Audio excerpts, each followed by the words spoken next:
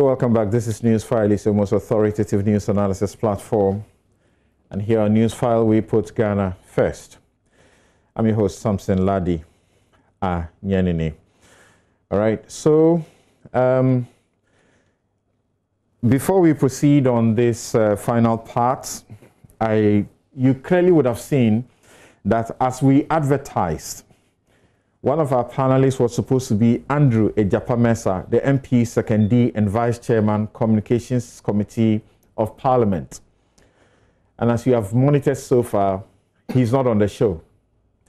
The simple reason is that belatedly, just when this show was going on, we got information that the NPP is unable to participate because it feels the paneling is biased, unbalanced.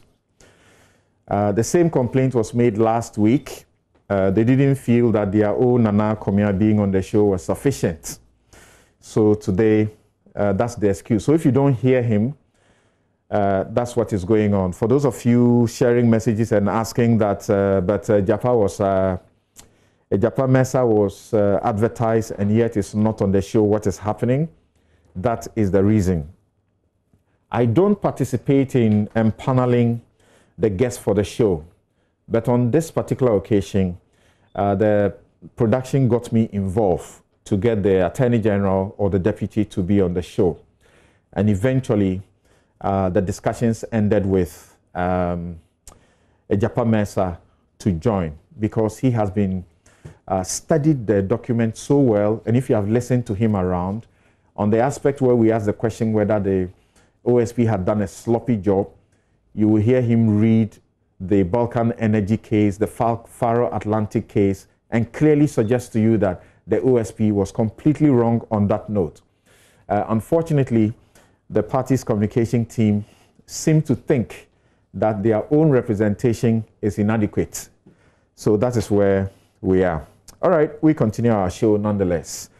So let me go to Dr. Bassett, and then H. Kwesi Prempeh will join us again for this particular question, and then I'll get back to the studio. So the Office of a Special Prosecutor, if you read his report, seems to have found time at the observations point at page 53 going from paragraph 10.0.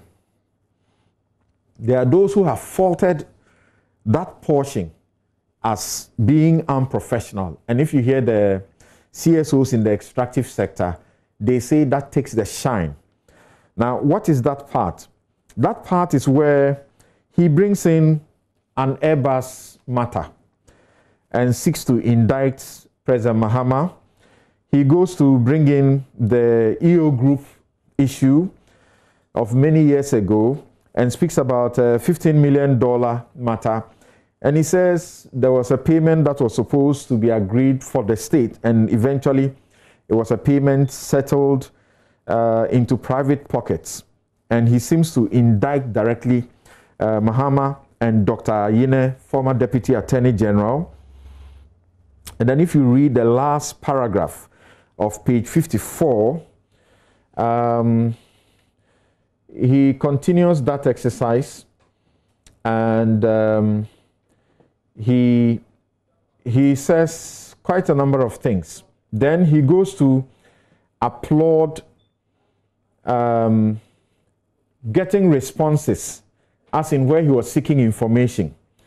He applauds the supply of information under this government, and when he did a certain job under the PNDC, while stating this was not the case when he was the Attorney General under the NDC.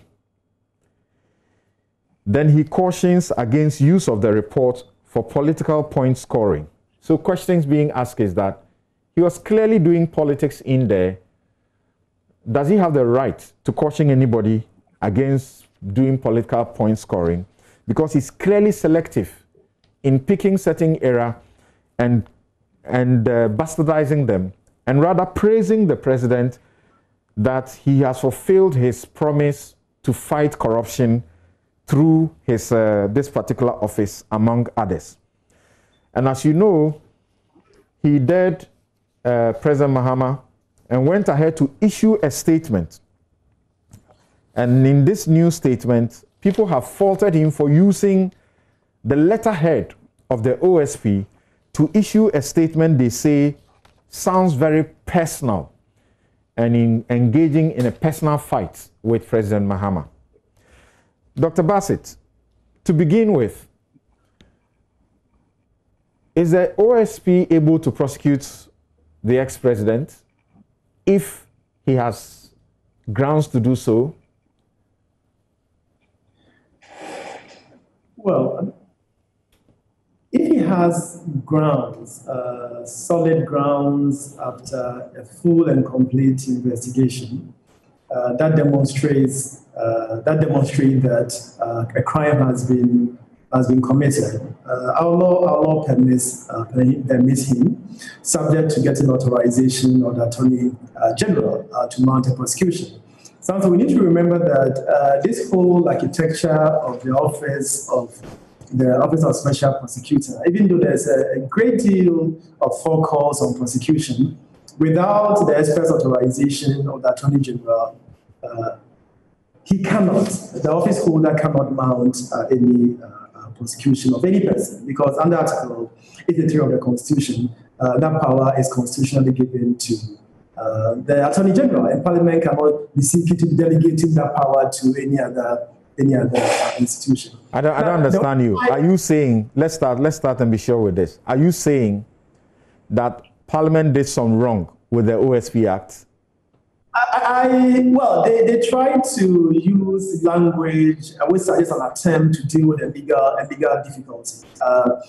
So what Section 4, and then if I may, seeks to do, and if I may read, it says, 4.2, subject to Clause 4 of Article 88 of the Constitution, the office shall, for the purpose of this Act, be authorized by the Attorney General to initiate and conduct the prosecution and corruption-related offences. Now, under Article 88, the power to prosecute is entirely for the Attorney General and to any other person that he may delegate that power. Are you saying that today, as we speak, generally, the OSP cannot, on its own, so motu, take issues on and prosecute without the warrant of the Attorney General?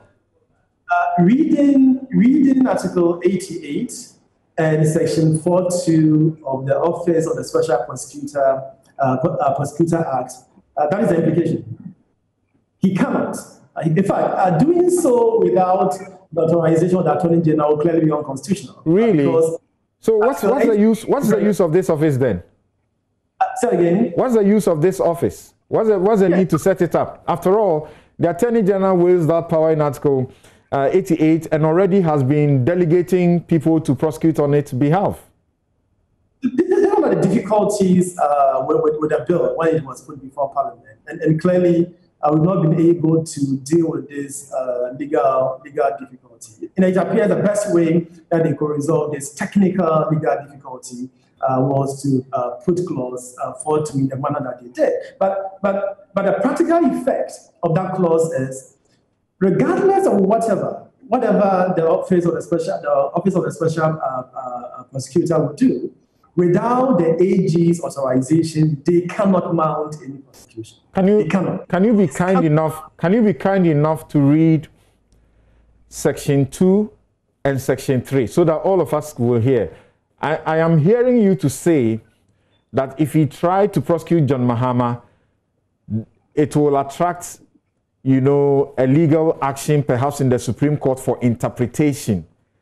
I'm not hearing you say that the special prosecutor has been vested the special powers, including for prosecution, on his own say-so, without recourse to Attorney General. So can you read Sections 2, 3, and perhaps if you add 4, and then we all can understand what you're saying? So Section 2 says that the object of the office is A, to investigate and prosecute specific cases of alleged or suspected corruption and corruption-related offenses. B, recover the proceeds of corruption and corruption-related offenses. And C, take steps to prevent corruption. Then Section 3 talks about the 3(1)(a). To achieve the object, the office shall A, investigate and prosecute cases of alleged or suspected corruption and corruption-related offenses under the Public Procurement Act 2003 Act 663. B, investigate and prosecute allegations of corruption and corruption-related offenses. So it goes on and on and on. No, but Doc, a while ago, you said the CSO's call was in order. And you didn't say that the OSP will investigate and will need a warrant from the Attorney General to be able to prosecute. Why are you now making that distinction? In fact, that was actually a point I wanted to make, but I could not make it before Let's understand you then. Yes, exactly. Because, I mean, this is just a constitutional point. And the reason for this is this. Now, the power to investigate and prosecute is conferred on the Attorney General under Article 83 of the Constitution. It is not a mandate that Parliament has conferred on the Attorney General. It is something that the Constitution has already conferred on the Attorney General. So Parliament cannot be seeking to confer a power that has been given to one institution to another institution. And I think that should be a point. Okay, just hold on briefly. Professor H.K.C. Frempe, I thought we had gone beyond this point where we raise and question the constitutionality or legality of the OSP. Is that not so? Well, I don't think that particular point has been litigated, but I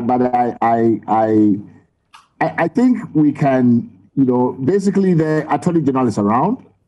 If the Attorney General believes that the OSP, a body called the OSP, is exercising the Attorney General's powers unconstitutionally, the Attorney General has everything in their power to basically end that unconstitutionality. In fact, if the special prosecutor were to commence a prosecution, the Attorney General could go to court and enter, make a call for nullity. So the Attorney General is not without resources, legal resources and constitutional resources to terminate a process commenced by the OSP that they believe is unconstitutional. So for me, I don't particularly see this as a big problem, really. I mean, you can take the OSP as fundamentally just another office within the AG that has been given special remit to handle a particular docket of cases. And at any time, if the Attorney General thinks that this is not constitutional, I don't think there is a problem with the Attorney General saying so, going to court to press the point. So please explain to me, were we misled into I don't want us to believing this point here? Were we misled into believing that we have set up a very important independent office to take on the issue of corruption because attorney generals are always political, appointees and belong to a party and therefore may not be able to prosecute their own? Where did we go or did we come? That's the question. Well, the Attorney General, I think partly the problem is partly as a matter of how, as a matter of legal tradition and political tradition, we have treated the office of Attorney General. We are not the only jurisdiction with an Attorney General who also happens to be a member of government. That is a fairly common model. In some other jurisdictions where that same model persists or exists, they have been able to develop long-standing traditions of independence, where the Attorney General, albeit a member of government, when it comes to matters of prosecution, they exercise independent judgment. And that prosecution, I mean, unfortunately here we have made prosecution into a political football where even ministers who are not attorneys general, who are not in the office, can go on a campaign platform and promise prosecution. That is wrong, right?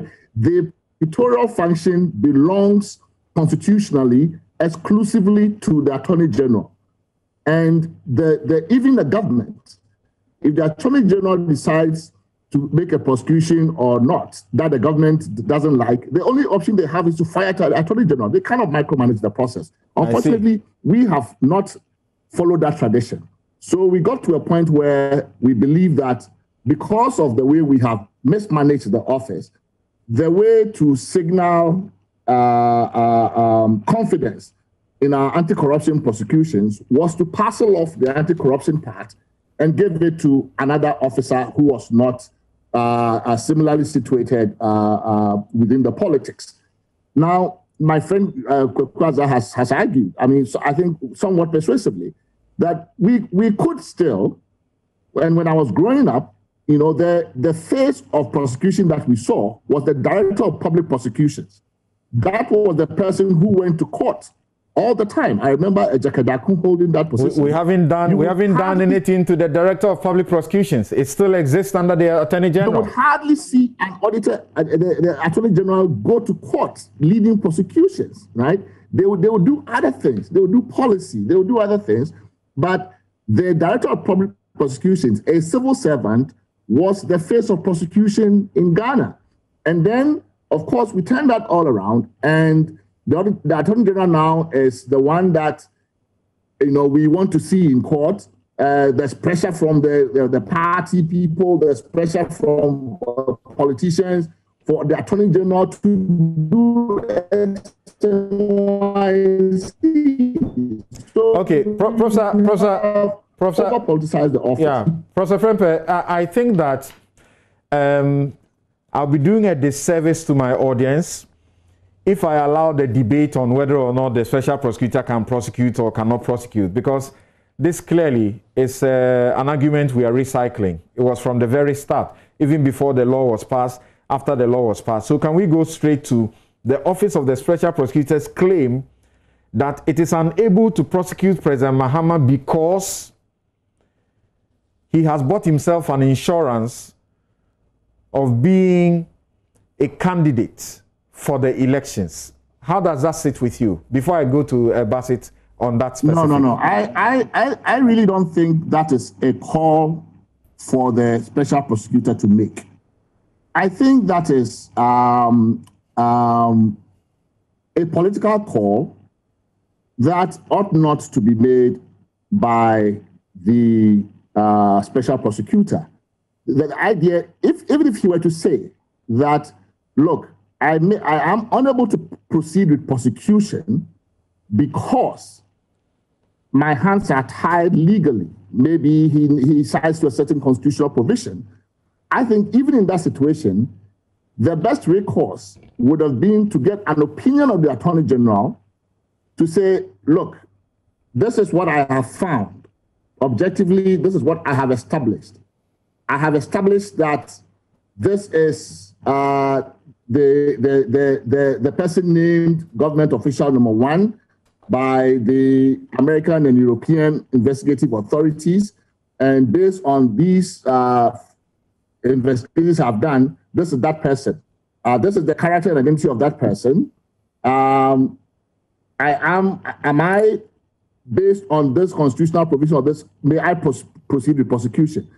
That political judgment or judicial judgment, actually, because some would say that, look, probably President Mahama, if that is who he is named, as indeed it is, the person that is named, if that is the person, some have argued that, well, maybe there's a constitutional obstacle here, but that is not a judgment for the OSP to make. You could proceed to court and let the defendant themselves raise that objection and say, look, I am constitutionally immune, and then that goes to the Supreme Court for determination. Right. Or it's a political judgment because they are candidates, then you go to the Attorney General and say, look, I have this case, I have the facts under the law to proceed, but given the nature of the office holder, may I proceed with the prosecution? And then the Attorney General might offer you an opinion.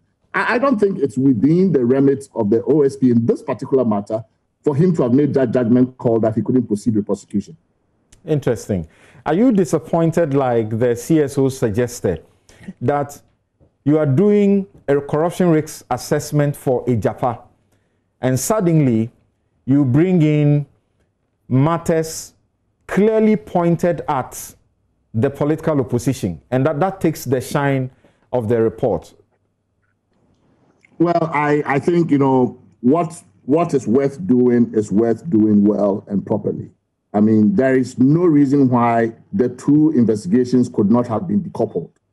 There is really no reason why the two should have been lumped together. You could actually do your separate, because after all, with a JAPA, it's a corruption risk analysis you say you are doing.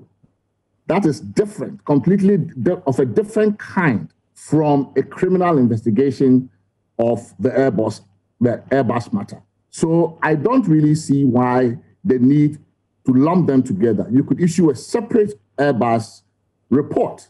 I think of all the countries, I mean, the investigation had been done largely by the American and European authorities. And of all the countries where malfeasance was reported, I think we're probably the last to actually act. And in our case, the job has been done, assuming that we thought maybe the Americans and the European authorities haven't done a good job. They've at least assembled all the basic facts. Ours is to put names to particular identities and stuff, and then proceed. That shouldn't be rocket science for us to spend so much of our time on. And I think, it's, again, the OSP should just give us an evidential basis for the conclusions they draw on that one. Maybe this is the process I went through. These are the things I went through to determine who government official number one is, and this is how I have reached my conclusion. It should not be a subjective conclusion. It should be something based on facts established. And if the person refused to cooperate, then you could make a presumption. You could make a presumption against them on the basis of their refusal to cooperate, but then basically just tell us the basis for it and leave it at that. Go to the AG and say, this is what I found. Are there obstacles to prosecution here? But the OSP, like Yoko, has police powers. He has powers to arrest. So what's going on? He's daring Mahama. Well, Mahama is daring him back, calling somebody. Mahama is calling him stupid. His actions stupid.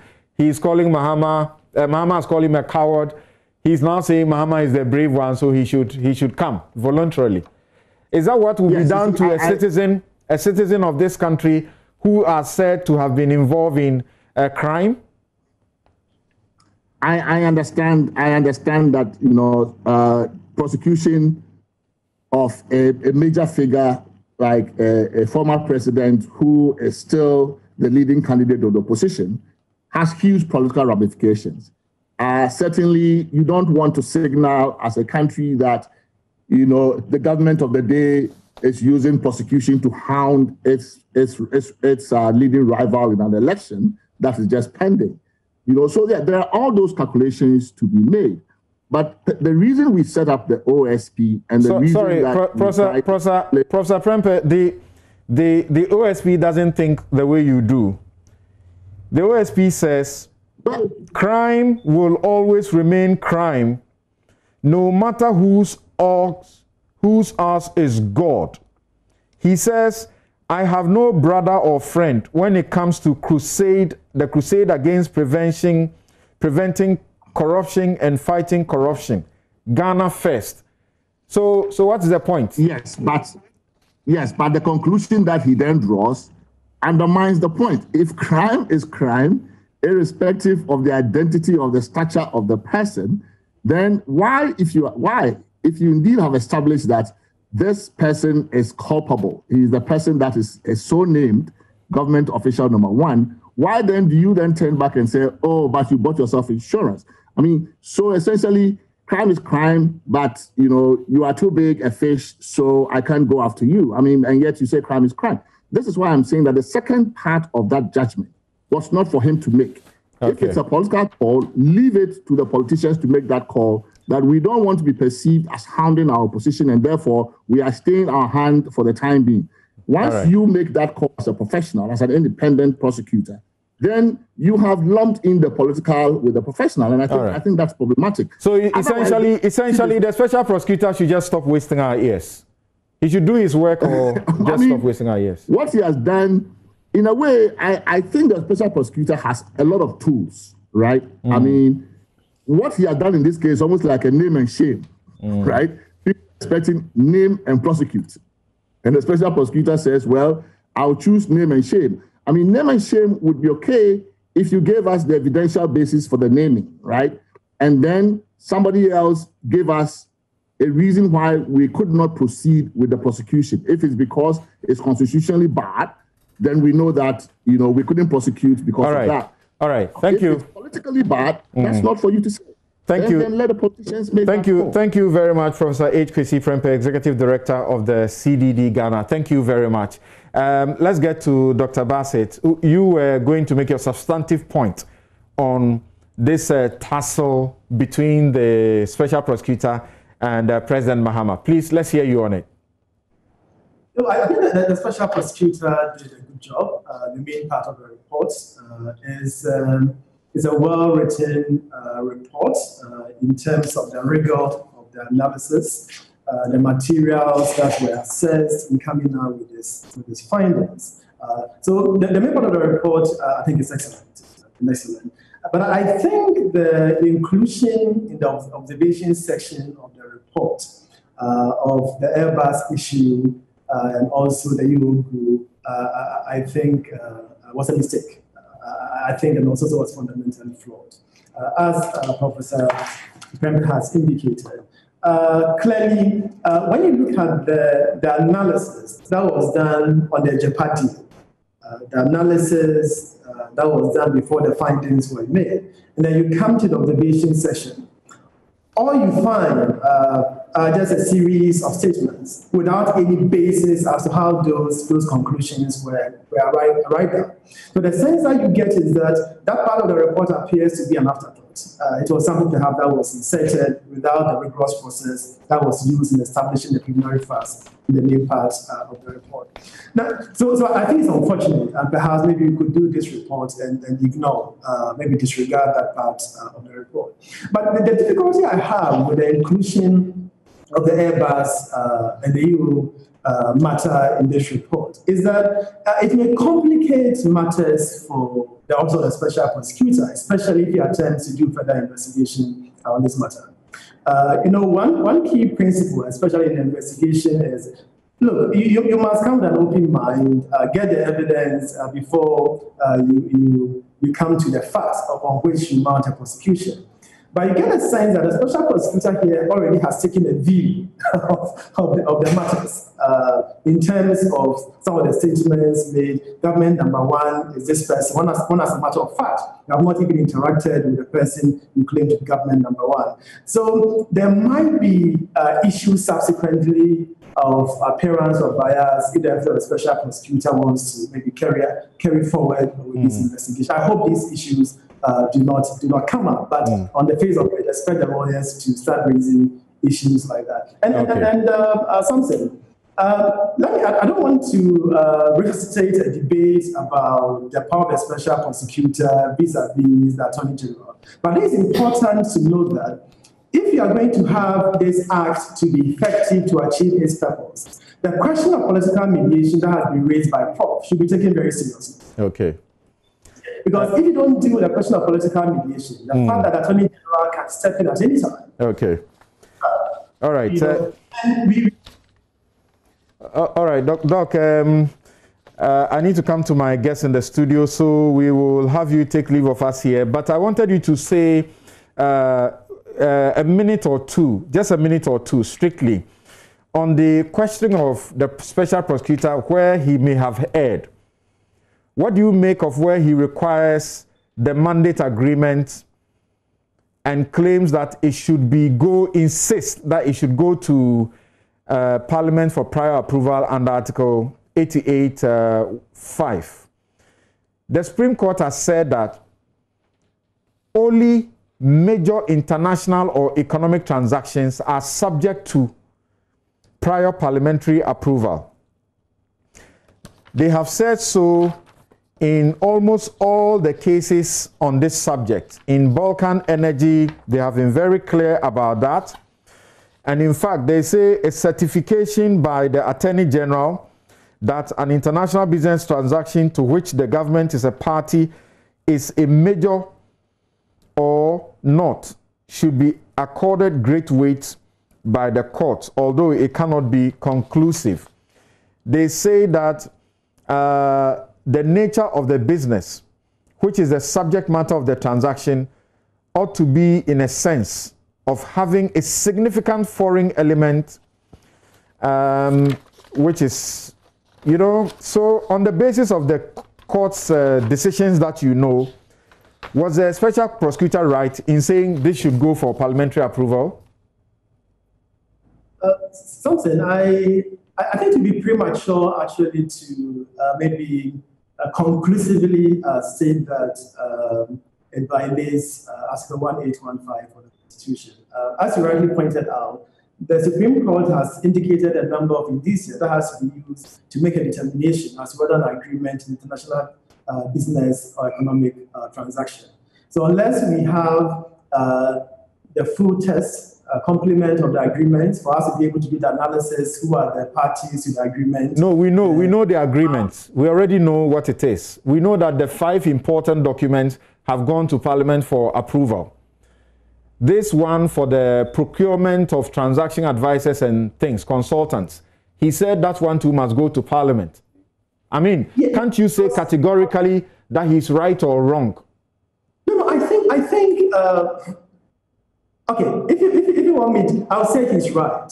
Because in Faro Atlantic, yes, what the Supreme Court said was that if you have an agreement between the government of Ghana and a company that is registered outside of Ghana, that is an international economic transaction that requires parliamentary approval. It was only in Barkham that the issue of merger transaction and all that came in. So on the base of Faro Atlantic, on the face of it, it appears Honorable Martin do is right. But I don't want us to be drawing, my view is that... No, but this is a subset of the major agreements approved by Parliament.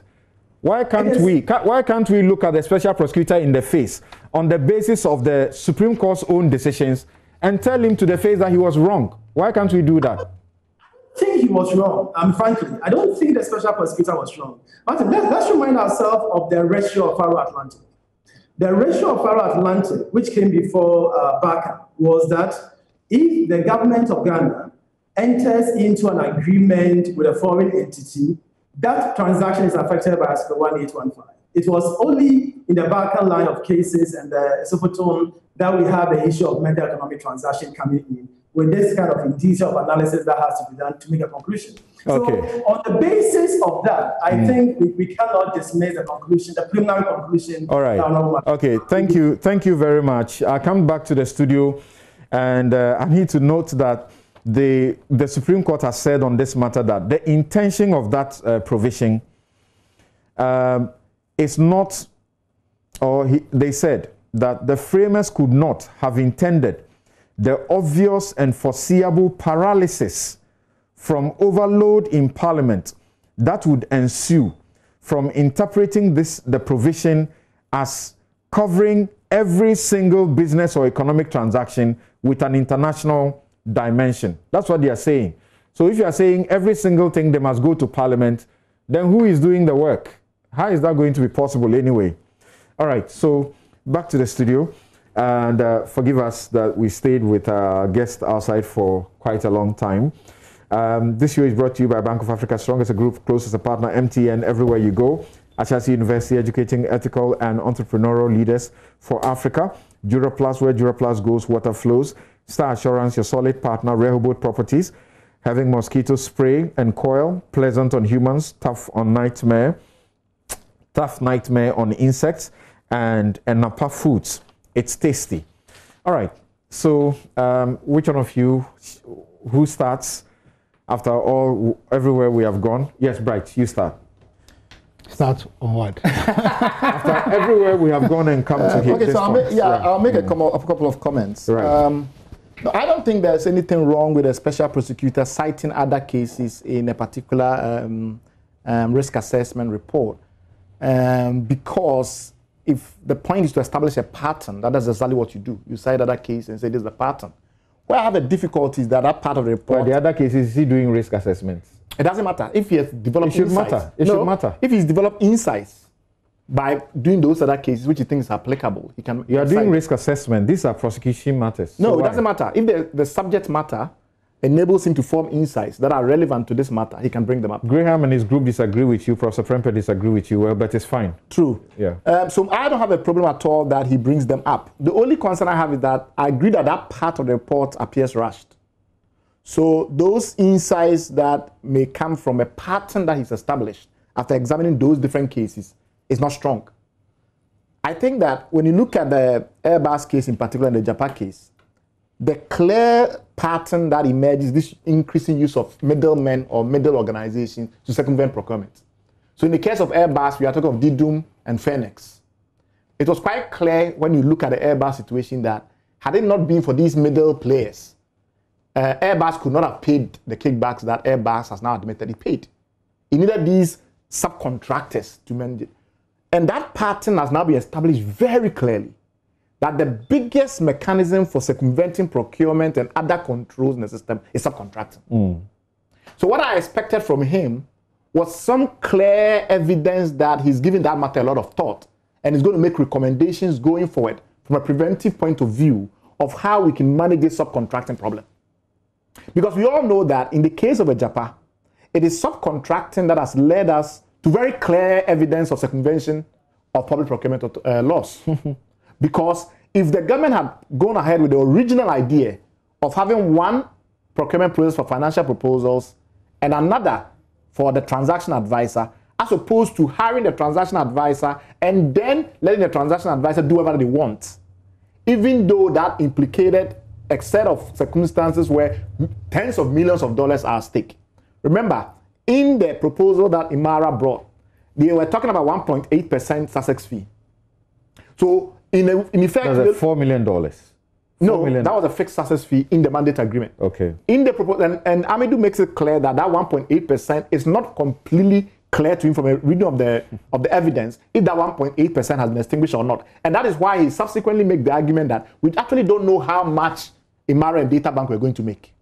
But at the very least, they expected to make in the region of $80 million, right, in this transaction. Now, for what work? If all they did was Conferry, go and hire this person, JP Morgan, go and do the transaction structuring, SRK, bring a thing up, why is that $80 million? It's obscene, right? So in being able to use subcontracting as a means to bypass clear procurement controls, we get into situations where people do work for nothing. And also we then create opacity in which potential payments that are not above board are possible. The second point is this. Through the same subcontracting arrangement, we have now lost sight in the record of how come the Japan IPO side of things emerged. Because we know that by 13th August, the government has already decided that I want to do an IPO. It signs the agreement 18th June with Imara. Before Imara has actually started work, before they have the terms of reference, the conferee is already writing to Imara that we want to hire somebody to manage a company, and that company is supposed to undergo an IPO listing. So if the real terms of reference of Imara was to figure out the appropriate transactional structure, how come from the outset they knew it was an IPO? Okay. So what job was actually done to determine that an IPO was what was warranted? Because that is what we are paying them $80 million for. Okay. Even if we say it's only the fixed fee, the $4 million. How can you pay somebody $4 million just because they recommend 7 companies or 8 companies? Is that a work you pay $4 million for? And so the point I'm trying to make is that this fundamental... Is that a work to pay? Sorry? Not pay, to pay. So that brings me to the question I was asking. The NDC was saying that the president should retrieve billions that have been spent. Yes. Have we spent billions? No, billions have not been spent. Okay. Because obviously the transaction itself is not in the billions. The NDC is wrong. Yeah, they are wrong. I don't understand. I've not read it, so I can't really say emphatically they are wrong. I've not read it. No, but on the point that they say the president should retrieve billions. Yeah, if that's what they said, then it's wrong. Yeah. Right. So the point I'm making is that when you then move on to the second leg of the transaction, so first of all, how we got to an IPO is not clear in the record. Okay. Secondly, it was quite clear that right at the point in which Imara was being given its term of reference, an IPO has been decided. So a major part of the terms of reference that they should determine the optimum transaction structure had already been breached. Okay. The company had already been paid for no work done, because their first set of work was to do technical analysis to suggest the optimal structure. Right. The government was already decided to go do an IPO. In the second leg of the transaction, where they outsource to the people now currently handling the purported IPO preparatory work, JP Morgan and the rest, we know for sure that is also about almost $40 million of work. Okay. When you add that up to potential brokerage fees and the rest of it, that may exceed $300 million when this goes on the market. We have found the situation to give hundreds of millions of dollars to people, and it's not clear the work that has actually been done. That's where and is what you need procurement oversight. And that's where Amidu says that you cannot even determine the fees eventually. Now eventually, yes. Yeah, let's come to Dr. Graham. But before that, a couple of your messages. Prince says that after attempting to read the 46-page document by the OSP, I can only conclude that the president doesn't have time enough to read the whole document and understand the implications of the findings. The report is just some way. Why can you say that? The president has an understanding, and he says, let it go back for work to be done. Nana Rules tweets as Mr. Levels 3, says, hi, NewsFile, it's obvious a section of CSOs implicitly are up in arms against the Ejapa deal for whatever reasons best known to them. No, the reasons have been but would like to know, with respect to their somewhat opposition, what's their proposition in the stead of what government is seeking to do. Okay, so if you had sent this before you heard the propositions, then Elliot, Force and Ampere says that our country can only be better if we allow our institutions to work without fear or favor and uphold our laws in all aspects. Allowing professionals to negotiate on such deals like the Ejapa for the interests of Ghana, not otherwise, should be something we should ensure. The politicians will say, you say they are not professionals because some of them are professionals. Mr. Saint says, unfortunately, I feel the same. Is that all? Feeling towards the office of the special prosecutor? Everybody was happy about the creation of the OSP and appointment of Martin Amidu, but alas, all the OSP did was flatter to deceive. Peter Doe Jr. says, interestingly, the very people who defended the biggest ever scandal, PDS, are same defending a Ejapa royalty scandal. As for Special Prosecutor Martin Amidu, calling him a coward is too romantic. Where is his integrity?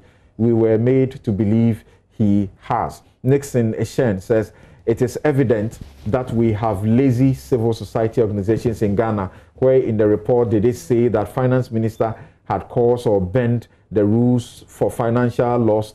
You didn't read that. You haven't read the report. Yes, Dr. Abraham.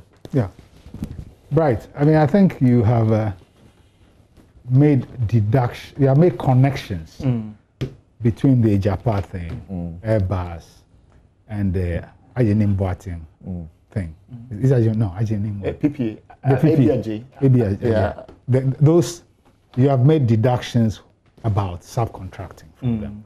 But if you read what Martin Amidu wrote about Airbus, it doesn't really quite make the point you're making. Exactly. That's although that point can pattern, be made. So you have made a deduction which is arguable. But what is actually what he says appears to be almost gratuitous in terms of how it is thrown in. The Ajenim Boating case, given that it was a very live issue, the investigation is going on, the president had referred it, I could see that as connected. As a no, in that case also it's subcontracting. He has barely a minute to go. I'm not disputing your theory. Okay. I think that the face of the thing as written. I mean, I can understand people wondering what is all this about. And the subsequent development of this unfortunate personal exchange between, Martin Amidu and Mahama, just confirms an impression of there being, something going on.